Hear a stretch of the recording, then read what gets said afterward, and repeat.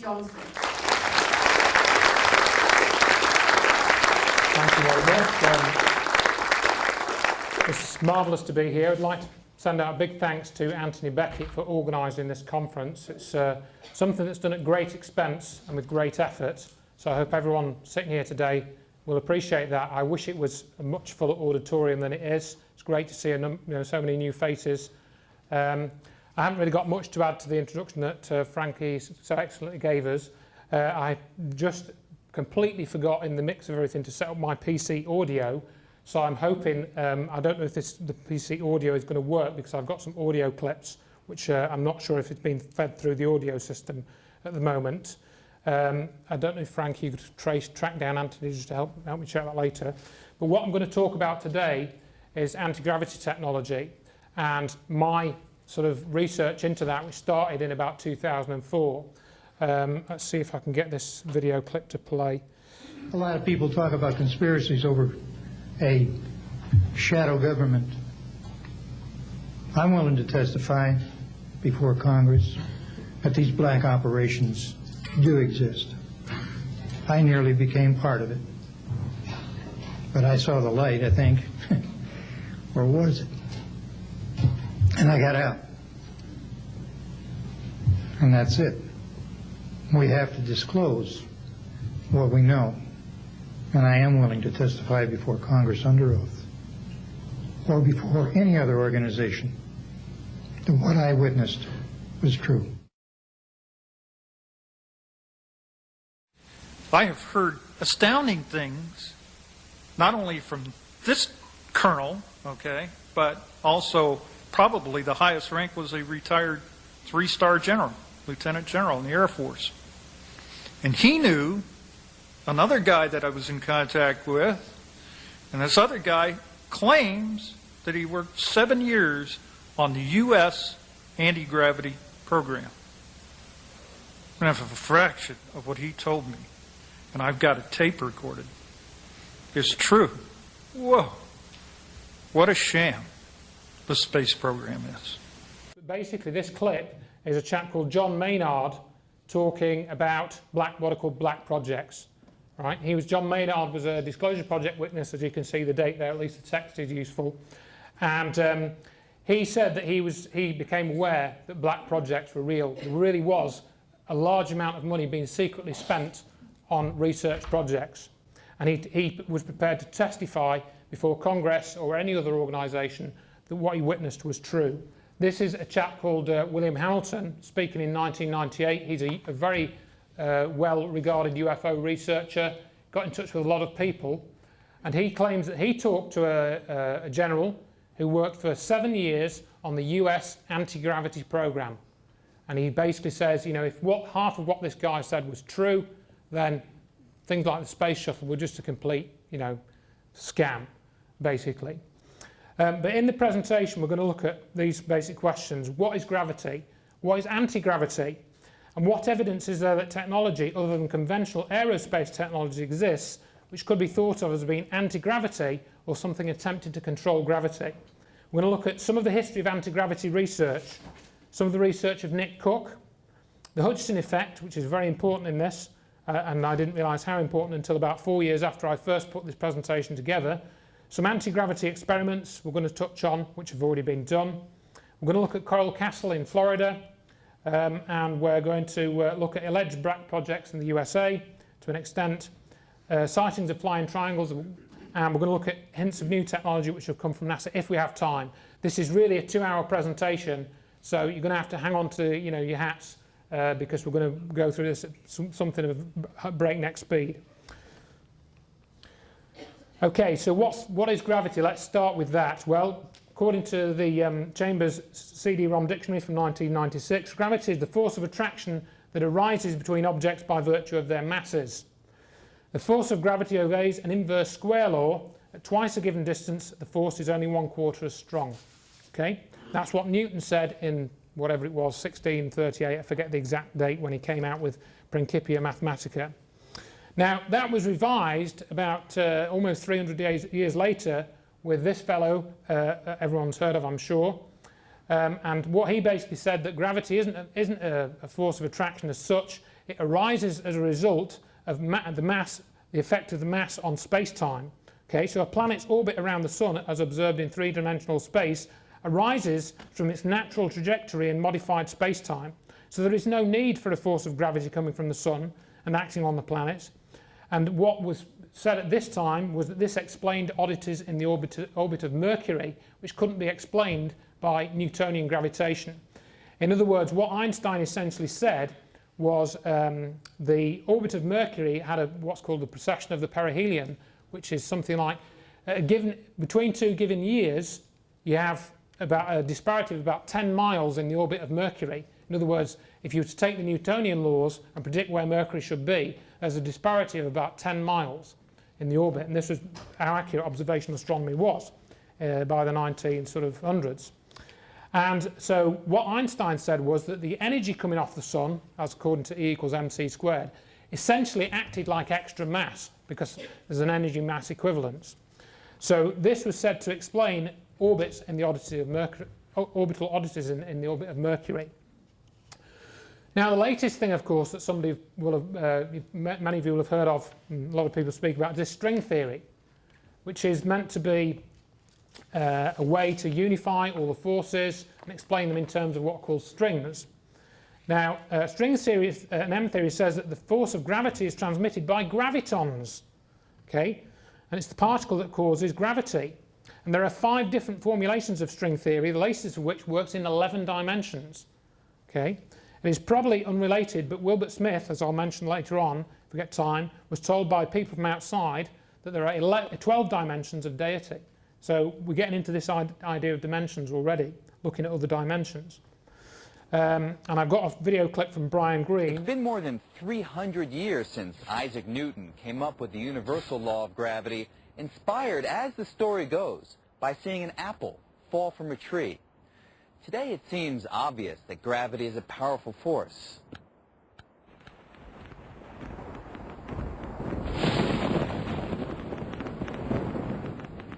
It would seem to most people that gravity is a very important force. It's very strong. It's very hard to get up in the morning, stand up. And when things fall, they break because gravity is strong.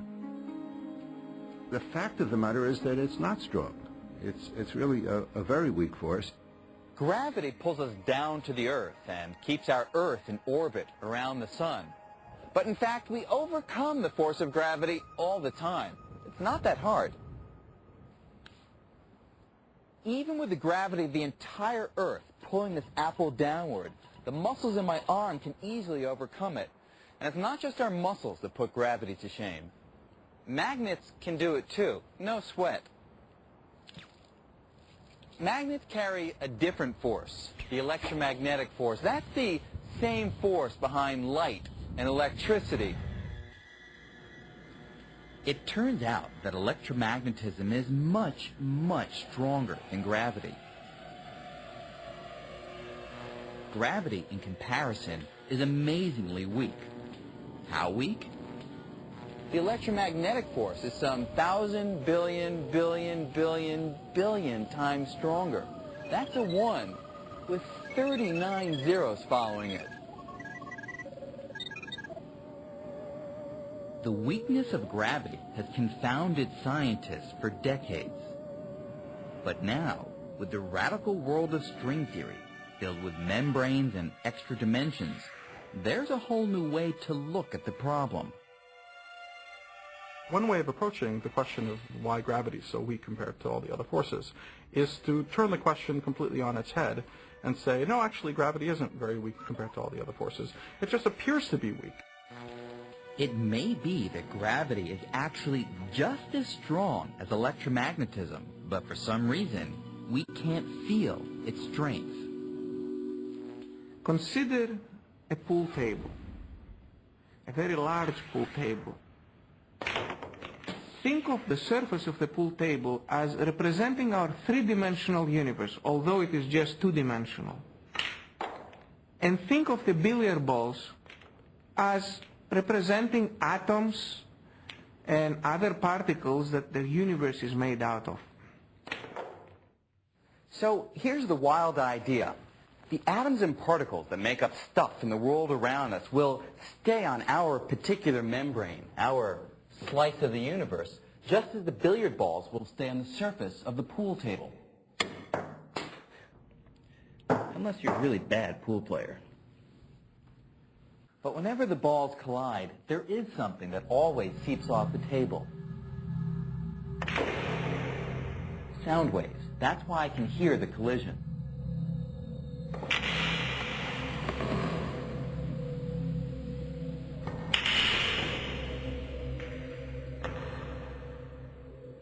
Now, the idea is that gravity might be like the sound waves. It might not be confined to our membrane.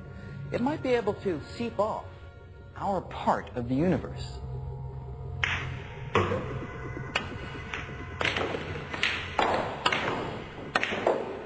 Or, think about it another way. Instead of pool tables, let's go back to bread. Imagine that our universe is like this slice of toast, and that you and me and all of matter, light itself, everything we see is like jelly. Now, jelly can move freely on the surface of the toast, but otherwise it's stuck. It can't leave the surface itself. But what if gravity were different? What if gravity were more like cinnamon and sugar? Now, this stuff isn't sticky at all, so it easily slides right off the surface. But why would gravity be so different from everything else that we know of in the universe? Well, it turns out that string theory, or M theory, provides an answer. It all has to do with shape. For years, we concentrated on strings that were closed loops, like rubber bands. But after M theory, we turned our attention to other kinds. Now we think that everything we see around us, like matter and light, is made of open-ended strings. And the ends of each string are tied down to our three-dimensional membrane.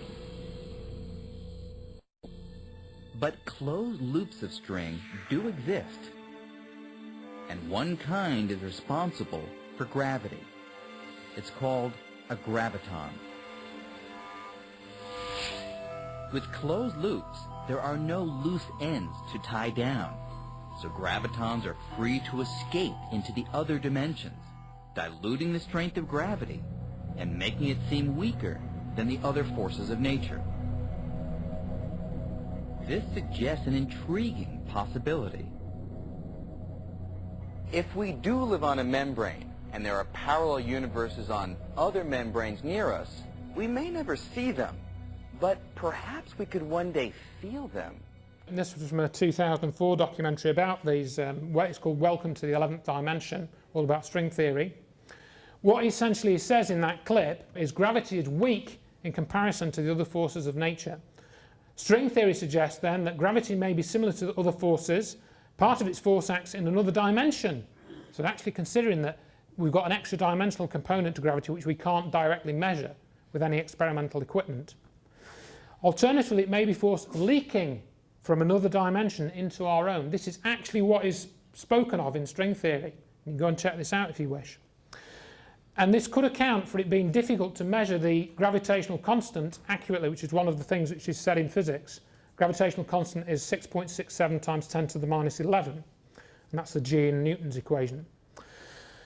Though string theory seems to be the most popular as a way of explaining gravity, there is also another competing theory called loop quantum gravity. But it's all tied up in sort of, various sort of mathematical laws. It's very, very complicated and only a few people in the world can understand it. Now, I think from what I've read and from what other people have experiments other people have done, which are not really talked about very much, that gravity is not what we think it is. So what is not an anti-gravity device or an anti-gravity device? What is not anti-gravity or an anti-gravity device, I should say? Well, I had an argument with somebody once. They'll say, well, a chair's an anti-gravity device. No, it's not an anti-gravity device. It doesn't change the local force of gravity or anything like that. It just merely resists the force of gravity when you're sitting on it. Okay, so a chair is not an anti-gravity device. A balloon is not an anti-gravity device. Okay, and that floats because of mass displacement, which is Archimedes' principle. A propeller or rocket engine is not an anti-gravity device. It works by displacing mass from one place to another, which is where you suck a large volume of air in at the front of the jet engine and eject it out of the back at high speed. An ion engine is not an anti-gravity device either. It works by mass displacement as well. It's just more efficient than sort of a jet engine or chemical rockets. Okay. So, none of those things are anti-gravity devices that I showed on that page. However, I believe that these things are, I would say, anti-gravity devices. Any device or method capable of changing the local gravitational field strength or having the effect of reducing an object's weight. Okay? There's no propellant involved. That's basically the difference. There's no propellant involved. And another term for anti-gravity might be gravity control. Some people don't like the phrase anti-gravity. So, general characteristics of anti-gravity devices and experiments, which you'll see if you look into this as I have, you'll see these sort of themes recurring. Devices spinning very quickly or having spinning components at high speed. This is one common thing that repeatedly comes up. Feeding in high voltages, for example, millions of volts or tens of thousands of volts. Electrogravitics, there's a whole field of research involved with that, which even NASA have sort of done some work in as well. Using strong magnetic fields as well, that's another thing which seems to be done quite regularly in these experiments, and that's called magnetogravitics.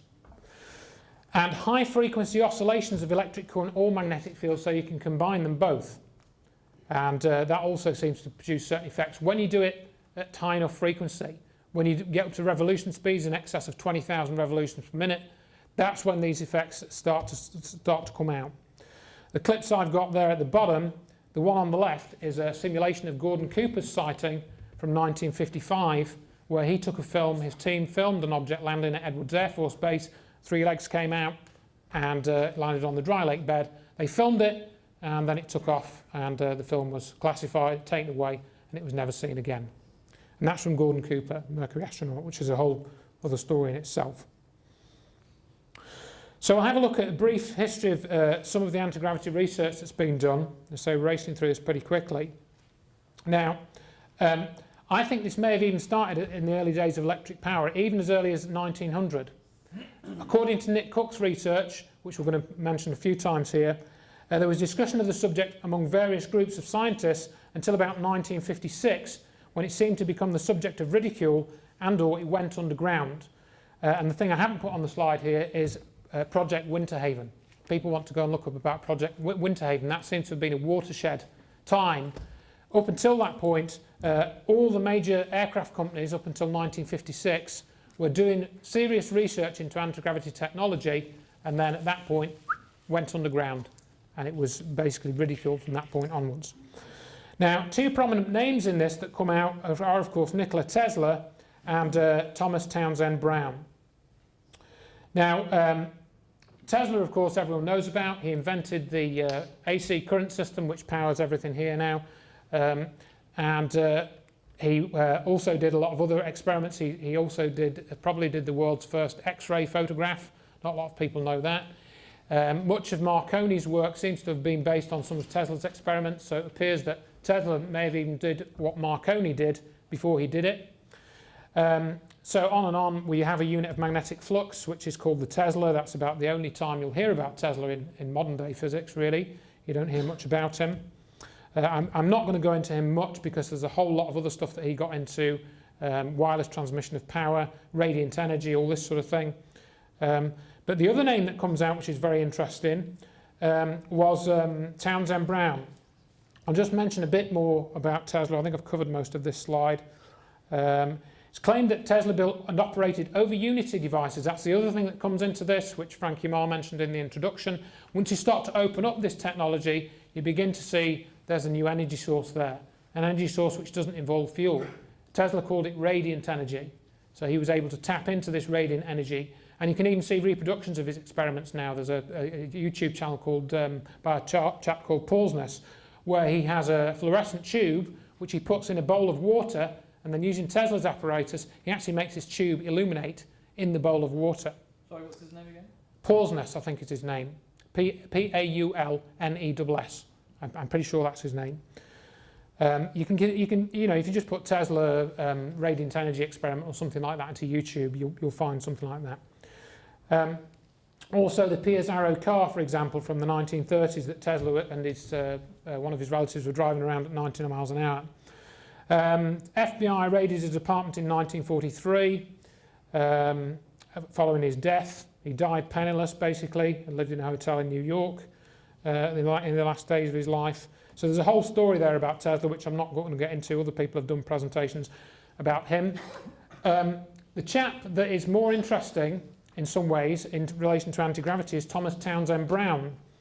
Now he never obtained a degree, so he wasn't. He didn't go through a mainstream university, but he did do a lot of experimental physics, and he spent time studying at several schools, including Caltech, Kenyon College, and Denison University.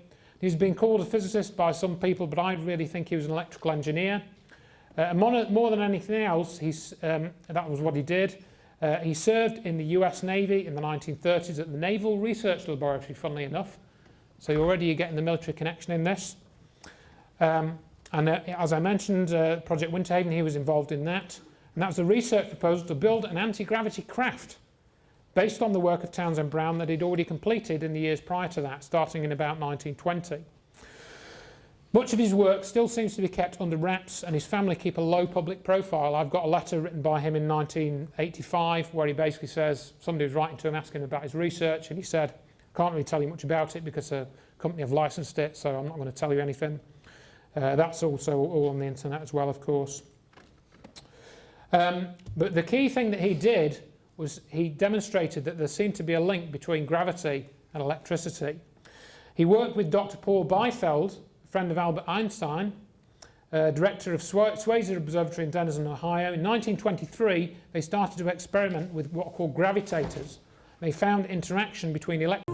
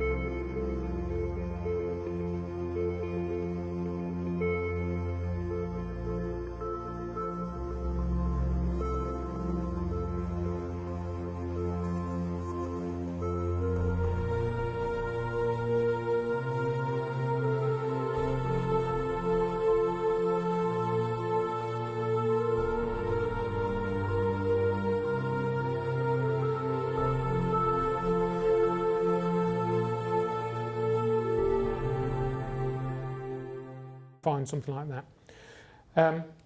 Also, the Piazzaro car, for example, from the 1930s that Tesla and one of his relatives were driving around at 90 miles an hour. FBI raided his apartment in 1943 following his death. He died penniless, basically, and lived in a hotel in New York in the last days of his life. So there's a whole story there about Tesla, which I'm not going to get into. Other people have done presentations about him. The chap that is more interesting in some ways in relation to anti-gravity is Thomas Townsend Brown. Now he never obtained a degree, so he wasn't. He didn't go through a mainstream university, but he did do a lot of experimental physics, and he spent time studying at several schools, including Caltech, Kenyon College, and Denison University. He's been called a physicist by some people, but I really think he was an electrical engineer. More than anything else, that was what he did. He served in the US Navy in the 1930s at the Naval Research Laboratory, funnily enough. So already you're getting the military connection in this. As I mentioned, Project Winterhaven, he was involved in that. And that was a research proposal to build an anti-gravity craft based on the work of Townsend Brown that he'd already completed in the years prior to that, starting in about 1920. Much of his work still seems to be kept under wraps, and his family keep a low public profile. I've got a letter written by him in 1985 where he basically says, somebody was writing to him asking about his research, and he said, Can't really tell you much about it because a company have licensed it, so I'm not going to tell you anything. That's also all on the internet as well, of course. But the key thing that he did was he demonstrated that there seemed to be a link between gravity and electricity. He worked with Dr. Paul Biefeld, a friend of Albert Einstein, director of Swayze Observatory in Denison, Ohio. In 1923, they started to experiment with what are called gravitators. They found interaction between electric charge and the force of gravity. Separate to his study of physics, Townsend founded NICAP, which some people might have heard of, which is the National Investigations Committee on Aerial Phenomenon. And in 1956, this was set up to serve as a clearinghouse and a listening post for information regarding saucer sightings and evidence. So he was interested in the UFO phenomenon, Townsend Brown was. And he served sometimes as director of NICAP, as did Major Donald Kehoe. Some very interesting videos of Major Kehoe on YouTube that have been posted not too long ago. So what Townsend Brown worked on was electrogravitics. And there are some films of some of his experiments. And in the 1950s, he worked at the Barnson Lab. And this was a letter, I've got an extract from this letter that I mentioned on the last slide. I'd forgotten to put it on this slide. In a response to a letter written in 1982, not 1985, Townsend Brown wrote, "I regret to advise you that the electrogravitic research has been taken over in its entirety by a Californian corporation which has imposed secrecy, at least until their investigations are completed." And this is one of the key things, which isn't really spoken of that much. It's not so much government cover-up as corporate cover-up. It's much easier to keep secrets within corporations than it is within government because there's less accountability. And when the government gives vast sums of money to private corporations, and you're going to see the results of that and what that causes to happen. And it's very, very grave, and most people probably haven't heard of it, and you will hear of it today. But going back to the actual effect that was behind Townsend Brown's work, it was originally discovered when they were working on high voltage X-ray tubes. They moved excessively when turned on and off. As some of you may know, to generate X-rays you need at least 25 kilovolts. Once you go up above that voltage, you start to get X-rays coming out of your equipment when you get the electrons accelerating and hitting a target of some kind. But then when they were switching these things on and off, they were noticing they were jittering about more than they should be. So we're going to come back to that. Now, Nick Cook wrote a very important book in about year 2000. I've got a video clip from his documentary as well called The Hunt for Zero Point. Recommend everyone try and get hold of a copy of this. You probably get it for a couple of quid off Amazon now, second hand. Now, he's a former editor of Jay's Defence Weekly, and he became intrigued when somebody sent him an article about anti-gravity research, and I believe he was given A man named T. Townsend Brown was busy on experiments that defied conventional understanding about electricity, gravitation, and propulsion. Along with Drs. Paul Biefeld and Agnew Bonson, Brown took high voltage to the next extreme.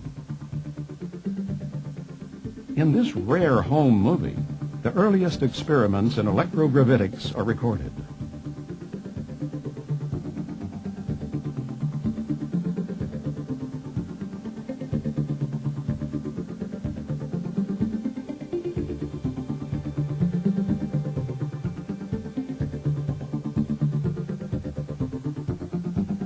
By using high voltages over 20,000 and up to 200,000 volts, Brown discovered that highly charged capacitors would exhibit a noticeable thrust in one direction.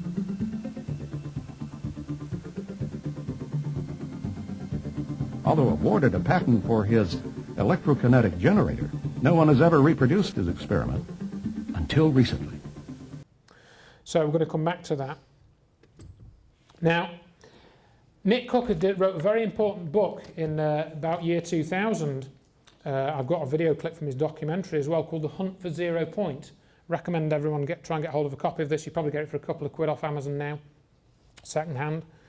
Now, he's a former editor of Jay's Defence Weekly, and he became intrigued when somebody sent him an article about anti-gravity research, and I believe he was given a copy of the Project Winterhaven document. I think that's what he says in his book, if I recall correctly. It's a few years since I read this book.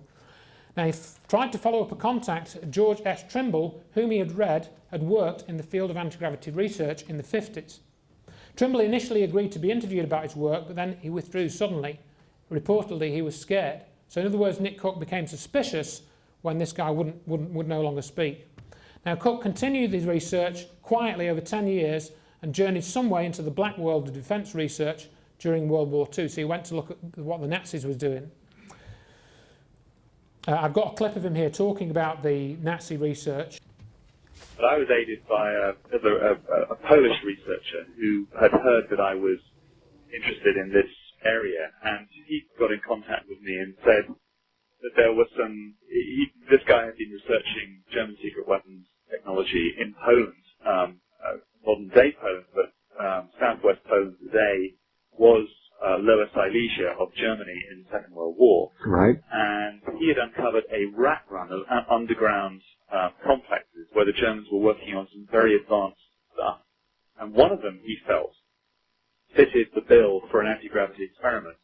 It took place in a mine the experiment took place in a deep mine in Poland and consisted of this device called the bell, which was rotated at very high speed, and when rotated, gave off this kind of ionization-type glow. And Like a plasma, you mean? yeah, it was described like a kind of a bluish, purplish kind of glow, like a plasma-type glow, but it's really described as a sort of an ionization-type effect. But this experiment, no one knew, or at least this researcher, Witkowski, this chap who was helping me, he didn't know what this experiment was about. But he'd taken it apart based on court testimony that was given to the Polish courts in a war trial, in a war crimes trial. And it very much appears as if this was an experiment to distort space and time. When you distort space and time, you start to get weird and wonderful phenomena pop out of the environment, as I know John Hutchison will tell you.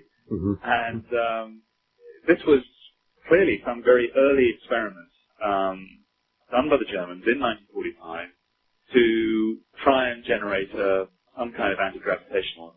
So this would have been the Wenceslav mine? Yeah, absolutely. The experiment was known as the bell. The device was known as the bell, but it was in this Wenceslav mine in southwest Poland today. Yeah, and I visited the site. So we'll come back to that a little bit later on if we get time. But I want to show you some simple anti-gravity experiments that you can do yourself if you've got the right equipment. And this was done by somebody called Jean-Louis Naudin. Very simple experiment. Here it is a high voltage power supply set to deliver about 10 kilovolts. Here you have a high sensitive electromagnetic balance, and the voltage is sent through the balance to this T-shaped card. This experiment is based on the Alexander Solov's device. Now, I send the high voltage to the electromagnetic device. You will notice that the system shows a wave loss during the high voltage on the system. Now, I switch off the high voltage and the capacitor remains charged. And during the discharge, you will notice that the balance gets refined. It's equilibrium at the end of the experiment. So you see there, very simple experiment. That's a close-up of the apparatus. I realise the video clip was low quality and poor audio and everything like that. But you see the effect. This is never talked about. Voltage affecting weight. To me, that is proved. This is electricity changing, or electrical charge, changing the mass of an object. Or the weight, I should say, not the mass. Which are different. So this is a detailed diagram. You can go onto Jean Naudin's website, jlnlabs.org, and you can download the details. It's got various versions of this. The other one, I won't show this clip. It's basically the same experiment, but some people claim it's what's called ion wind. The debunkers will say it's an ion wind effect, and that's what's causing the weight loss. But here he does it, in fact, explain while I'm talking, so that's handy. I didn't have to start it. That's in a plastic bag. So how can you have the ion wind operating through a plastic bag? I'll leave you to make your own judgments.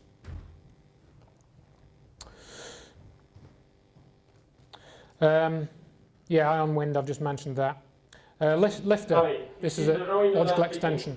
This is the test number 2 of the Lifter Maximus 2. Now, I switch on the power supply.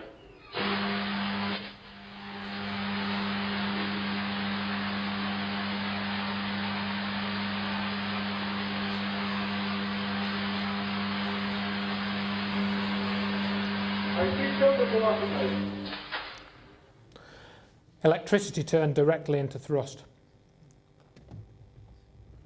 Ah, now then. Now we get really interested in the Hutchinson effect. Oh yes. This is the name given to what appeared in the video. Oh, in fact, I haven't shown the video clip because, yeah, I haven't had a chance, but we're going to see it again shortly anyway, so I don't need to. Now, I'll go back to Nick Cook again.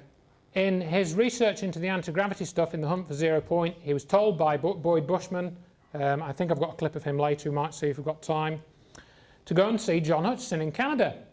And this documentary was aired in 1999. Now, I'm just, again, wary of time.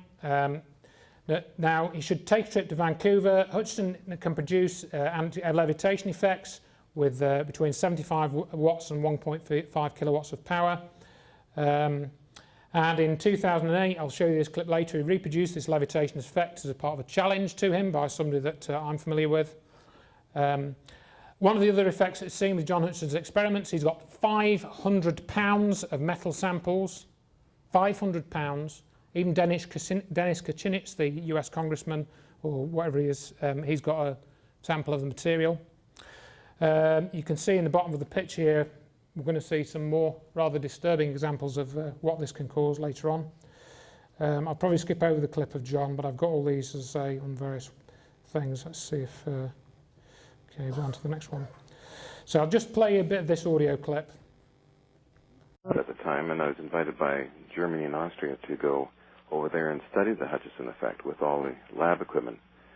So when I was not in my lab, these tests were done, and this is really getting into it. How can you say it, George? A very involved kind of X-File kind of thing, because the lab was then seized by the feds. And this is when I was in Germany, and they tried to keep it secret, but it made the front page of the Vancouver Sun newspapers. They seized it? They seized the lab. It was destined for Germany, paid for by Germany.